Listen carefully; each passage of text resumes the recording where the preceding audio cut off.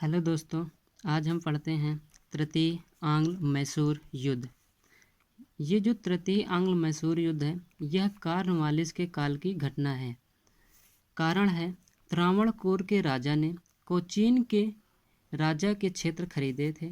जो त्रावणकोर के राजा थे, उन्होंने कोचीन के राजा के क्षेत्र खरीद लिए थे। त्रावणकोर की संधि कंपनी से थी। जो त्रावणकोर की संधि थी वह कंपनी से थी। टीपू का झगड़ा त्रावणकोर के राजा से था। त्रावणकोर के राजा से विवाद टीपू का त्रावणकोर के राजा से विवाद हो जाता है। त्रावणकोर का राजा कंपनी के साथ संधि में था। जो त्रावणकोर का राजा था उस समय कंपनी के साथ संधि में था। इसके बाद परिणाम यह निकला कि तृतीय आंग्ल मैसूर युद्ध की शुरुआत कंपनी बनाम मैसूर। जो तृतीय आंग्ल मैसूर युद्ध का परिणाम यह हुआ कि यह युद्ध कंपनी और मैसूर के बीच होता है, जिसमें कंपनी के साथ हैदराबाद का निज़ाम और मराठे भी थे। जो कंपनी थी उनके साथ हैदराबाद का निज़ाम और मराठे भी थी, और अतः टीपू की हार हुई तथा टीपू संधि करने को मजबूर थे। अतः टीपू की हार होती है और टीपू संधि करने को मजबूर थे फिर, जिसे इस संधि को श्रीरंगपट्टनम की संधि कहते हैं, जो 1792 ईस्वी में हुई थी। इसके बाद आधा राज कंपनी को, जो इस संधि होती है, इस संधि में आधा राज कंपनी को मिलता है और 2.5 करोड़ रुपए वार पेनल्टी के रूप में। इस रंगपट्टनम की संधि में कंपनी को आधा राज मिलता है और 2.5 करोड़ रुपए वार पेनल्टी के रूप में टीपू को कंपनी को देना पड़ता है।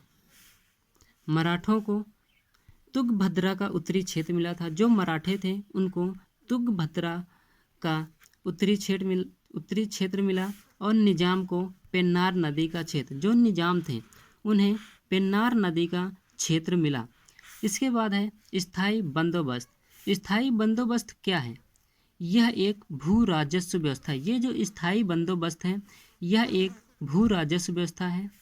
यह व्यवस्था कॉर्नवालिस के राजस्व बोर्ड के निर्देशक सर जॉन शोर और रिकॉर्ड कीपर जेम्स ग्रांट के सहयोग से लागू की गई थी। यह जो व्यवस्था है स्थायी बंदोबस्त, इसे कॉर्नवालिस ने राजस्व बोर्ड के निदेशक, जो राजस्व बोर्ड के निदेशक थे सर जॉन शोर और रिकॉर्ड कीपर, जिसे लेखपाल बोलते हैं, रिकॉर्ड कीपर को हम लेखपाल भी बोलते हैं, उस समय जो थे जेम्स ग्रांट के सहयोग से लागू की थी। ये जो स्थायी बंदोबस्त है इसमें 3 लोगों की प्रमुख भूमिका थी, जिसमें कॉर्नवालिस, सर जॉन शोर और जो रिकॉर्ड कीपर या जिसे लेखपाल बोलते हैं जेम्स ग्रांट। कॉर्नवालिस के सामने क्या समस्या थी? जमीन का मालिक किसे माने? कॉर्नवालिस के सामने पहले यह समस्या थी कि किसान का मालिक किसे माने, जमीन का मालिक किसे माने, किसान या जमींदार। तो परिणाम यह निकला कि जमींदार को जमीन का मालिक माना जाए। इसके बाद है दूसरी है लगान का आधार क्या माना जाए। तो फिर लगान का आधार क्या माना जाए? लगान का आधार निकला 2 करोड़ 68 लाख रुपए बेस प्राइस। कि लगान का आधार क्या माना जाए? 2 करोड़ 68 लाख रुपए बेस प्राइस था। इसके बाद है व्यवस्था कुछ समय के लिए लागू हो या स्थायी कर दे। वर्ष 1790 में इसे 10 वर्षों के लिए लागू किया और वर्ष 1793 में इसे स्थायी कर दिया। यह जो व्यवस्था थी स्थायी बंदोबस्त, इसे 1790 में इसे 10 वर्षों के लिए लागू किया और वर्ष 1793 में इसे स्थायी कर दिया। इसके प्रावधान यह निकले कि जमींदार जमीन का मालिक माना गया। जो जमींदार था वह जमीन का मालिक माना गया। इससे यह उम्मीद थी कि जमीन की उर्वरता को बढ़ाएगा, लेकिन जमींदारों ने ऐसा नहीं किया। जब जमीन का मालिक जमींदार को माना गया तो इससे यह उम्मीद लगाई जा रही थी कि जो जमीन की उर्वरता है इसको जमींदार बढ़ाएंगे, लेकिन जमींदारों ने ऐसा नहीं किया।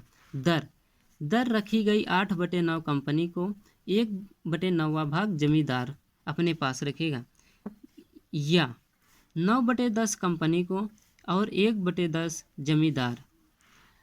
इसके बाद है लगान निश्चित दिन के सूर्य अस्त होने से पहले जमा कर दे। जो लगान है वो निश्चित दिन के सूर्य अस्त, मतलब निश्चित दिन, एक दिन निश्चित किया गया और उसके सूर्य अस्त होने से पहले ही जमा कर दे।